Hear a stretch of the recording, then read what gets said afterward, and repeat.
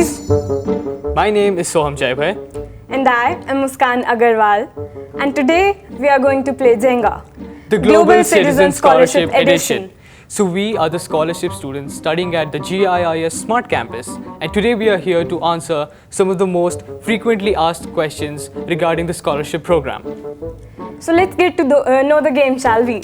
So every time one of us pulls a block successfully, we get to answer a question. We have a bowl full of chits of questions right here with us. However, not all the chits in the bowl have a question. Some of them have the bamboozled card, which basically means that the game is over. And some of them have the angel point card, which basically means that your point goes to your opponent. So let's get started. Let the games begin! I'll go first. How did you prepare for the scholarship exam?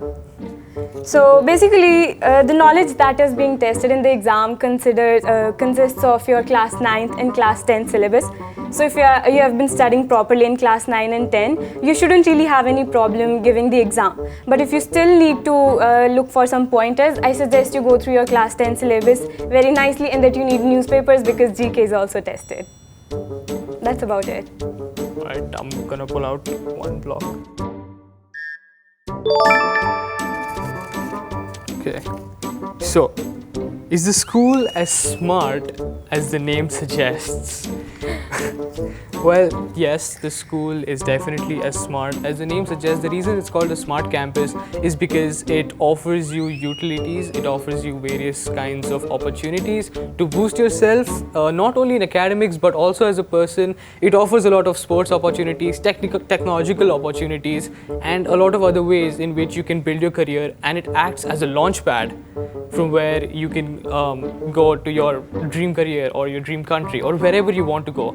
It basically develops you as a person, it educates you and develops your personality as well. And some of the facilities that we have here are the smart computer labs. We have advanced physics, chemistry, biology labs, specialized, and we also have a very nice football field. We have libraries. The library, yes. Yeah, and we have, apart from the chemistry, physics and science labs, we also have centers for creativity like the art rooms and various other ceramic rooms where people can go and try their creativity out.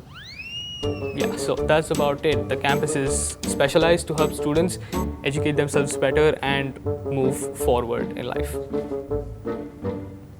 Okay, nice. I'll go next.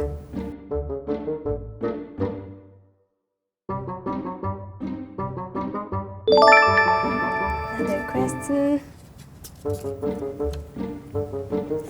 How important is it for a prospective scholarship applicant to be involved in extracurricular activities? So, extracurricular activities are basically important for yourself as a person itself, because you don't need activities just to get into a school. You need activities to develop, for you to become a better person, for you to evolve into a person that you want to be. So extracurricular activities, I would suggest that whatever you are doing in your free time, however the way you're spending your free time, as in if you're doing art, whether you're doing sports, or maybe you're reading books, or maybe you're singing, all these activities which you're spending your time in, which you're taking out time to do, which you're passionate about, I suggest you go for it and that you mention it, because it shows what kind of a person you are and what kind of aspirations you have. So I suggest the extracurricular activities are basically what you're interested in and what define you as a person. So I suggest that you actively involve yourself in activities like not specific activities, but whatever interests you and whatever you're passionate about. And there could be anything. It could be as simple as some interest you had, some nonchalant interest you had, and you wanted to investigate it.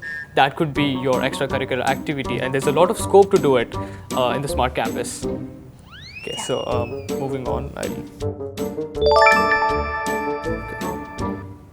How is the school and how are the teachers?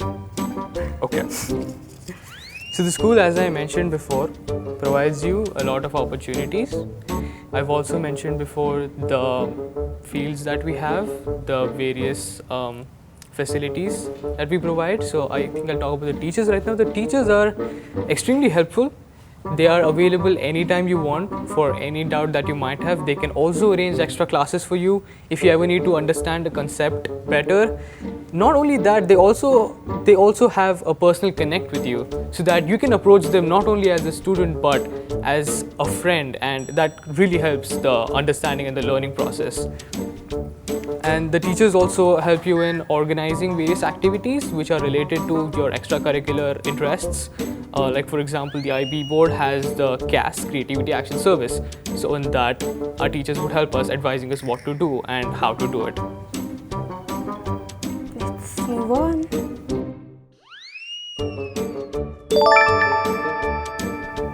Ooh, I got an angel point. I don't have I'm points winning. to give. Yes, it's your turn now. I just get a free point. Angel point. Angel question. Okay. How do you manage your personal expenses? Okay, so before I tell about my personal expenses, let me just tell you how we get our finances. Like in the first place, the money. So each month we're given $200 to spend anywhere from your lunch to your stationery to anything that you need to buy. Like, it could be anything. That is what it is for. Every Sunday you will be given $5 to go out and have dinner. Every 5 days you will be given $10 to buy snacks. So what the school basically does, it helps you set up your own bank account as soon as you're here, and then all these funds are given in your bank account, and you're given a card as well. So that makes spending relatively easier to do. And as for managing your finances, the bank helps you with that. It keeps a record of all your expenses, and as a habit you should do it too, because it's good to keep your own records. And for the snacks money, $10 you have to spend it all, and dinner you will anyways need the $5. So it is relatively easy to manage your finances if you just keep track of what you're spending, where you're spending, and remember to do that. Yes. That answers our questions.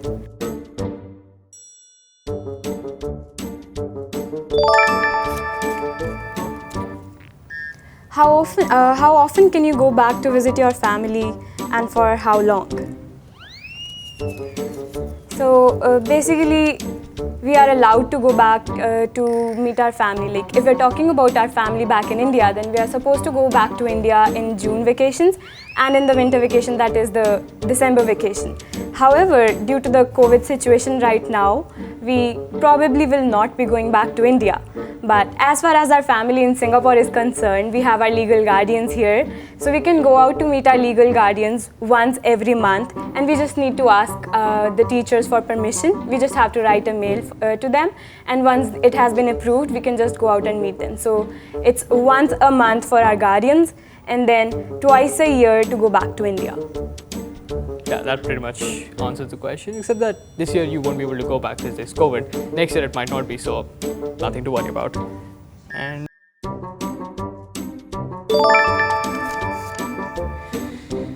what advice would you give to prospective applicants? Okay, so if I were to give the advice for applying to the scholarship, first off, when you prepare for the scholarship for the written test, cover your, as she said, cover your 10th standard and 9th standard syllabus well so that you get selected.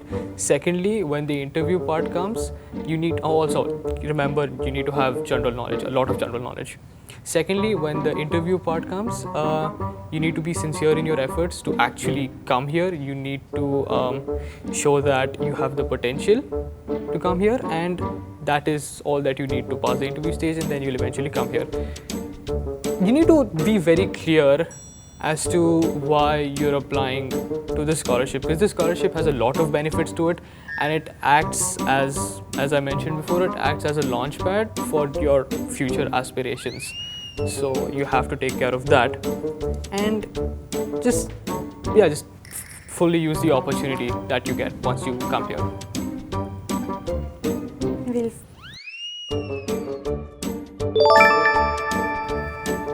How much percentage do you require to be eligible for the scholarship? So the qualification criteria is basically 80% marks in your class 10. So if you have been getting consistently good marks, good grades in your subjects, and that is 80% for the final marks. And then if you're a CBSE student and if you're an IGSE student, then you just need 10 A stars. Pretty simple. Yeah. So yeah, moving on.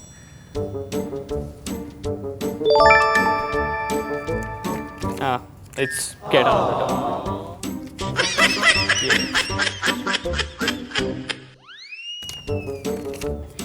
What do you do in your leisure time? Okay, so in my leisure time, personally, I usually either go swimming, or I go to the gym, or I go play basketball with the other hostel mates, and sometimes, well, mostly with the hostel mates. And those are the facilities that are provided in the condo itself, where you'll be living. You'll have a swimming pool, you'll have a gym, you'll have a tennis court, and there's an outdoor gym as well if you want to go.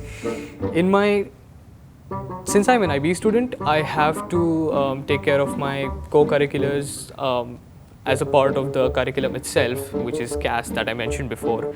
And that is why I do activities like volunteering activities, for example, working with the Red Cross Foundation, just an example.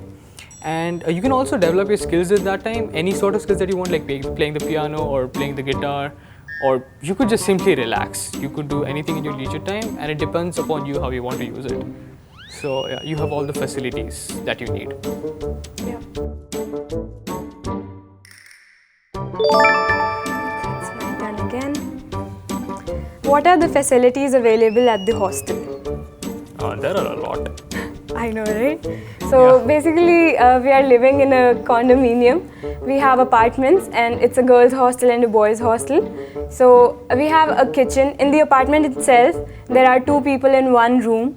And then we have a kitchen, we have the washrooms, and in the apartment itself, so basically you have your own room, you have your study, you have a kitchen if you want to ever TV. make food. Don't forget the TV. Yeah, we have a TV. We have a television which we can use whenever we really need to relax, but not really frequently though, I suggest.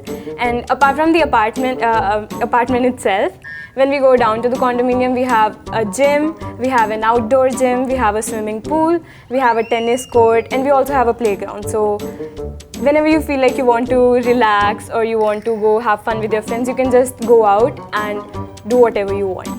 These are a few facilities that we have in the condominium. Yeah. Seriously. It's fun swimming with friends. It's awesome. Okay.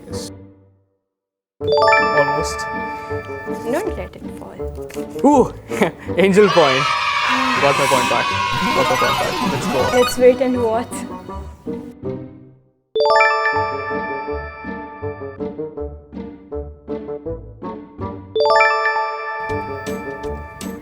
What kind of questions were posed during the interview round? That's a good one. Yeah. So basically, when you're interviewing for the scholarship, you are basically trying to tell them what kind of a person you are, what kind of aspirations you have, and what you want to achieve in your life. So a few of the questions that I answered in my interview were along the lines of, where do you see yourself in 10 years? What is one challenge that you have overcome in your life? And then tell me something about yourself. So basically the questions are in the way so that the person who is interviewing you gets to know you better, so that they understand what kind of a person you are and what you hope to achieve in your life. So interviews are you don't have to be afraid of the interviews.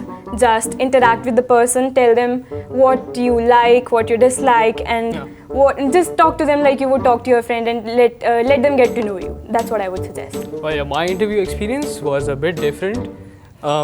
It had all these questions where they got to know you as a person, but they also tested me on my academic knowledge, which is already tested back in the written paper. Some of those concepts are brought back again, and you are tested on them as well. That was for me.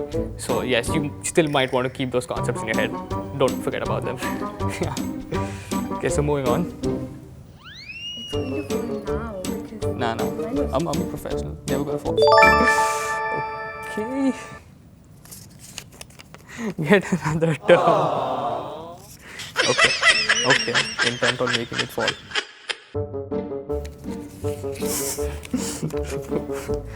Are there any academic criteria to maintain your scholarship during the tenure? Yes, there are.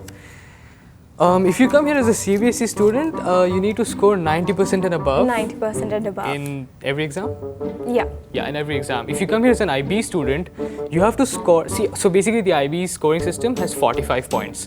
Okay. In the first year, you're only graded on 42 points because the remaining 3 are because of TOK, extended essay, and CAS, which is different. So in the first year, you have to score 40 points and above to maintain the scholarship.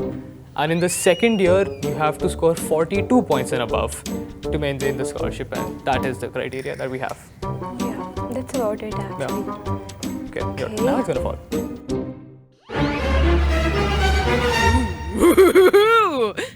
Don't underestimate the power. No, it's gonna fall next time.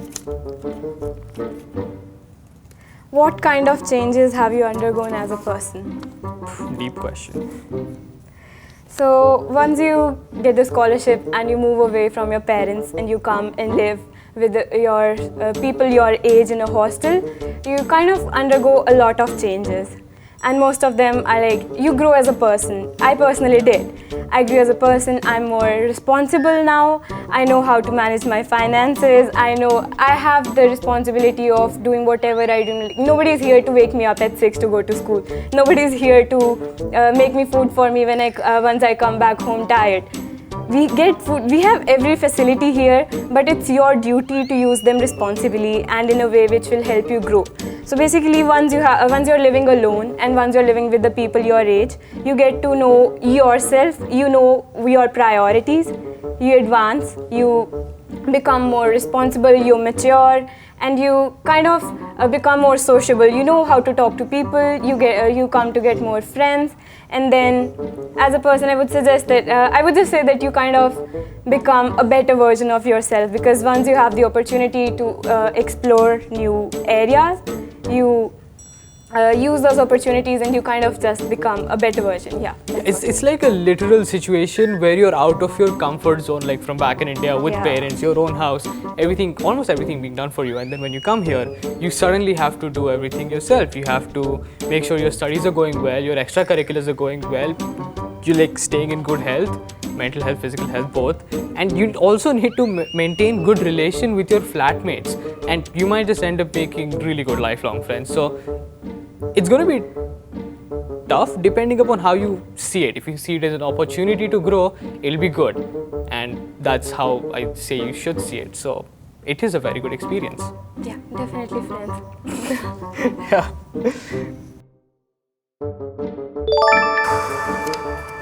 Another question.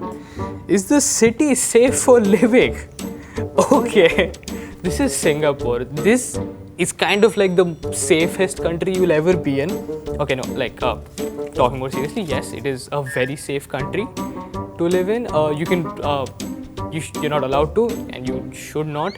But if you do roam around late at night, nothing's going to happen to you. However, don't do that, it's against the rules.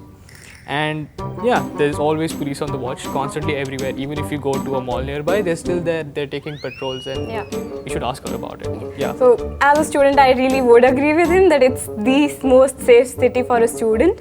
Like the public facilities are there. If you want to go out, you can just use the public transport, and you don't have to worry about going with someone and that you need to have someone who is constantly watching you. You can just go out and you will be safe. There is nothing that is going to happen to you. The people themselves, they're very helpful. Really they're supportive, and they're really good people.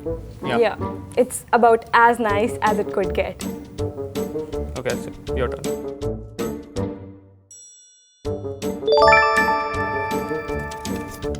Oh, get another turn. I need to win. Now it's gonna fall. Pick it out. Get another turn. Pick it out. Okay. It's gonna fall. It will fall. Angel point. Yes. That is unfair. Okay, that doesn't fall. You're getting point. That is unfair. I'm getting points. That's unfair. Okay. Just go ahead. It's your turn. It's unfair. Come out. Make it fall. Okay, to see this. Okay, I have been bamboozled. Yes, I just won. No, you didn't. No, I did. Cheating. That didn't fall. I did. Nah. anyways, I hope you guys enjoyed this. I hope we answered all of your questions. And we hope to see you soon. See you next year. Bye-bye. Bye.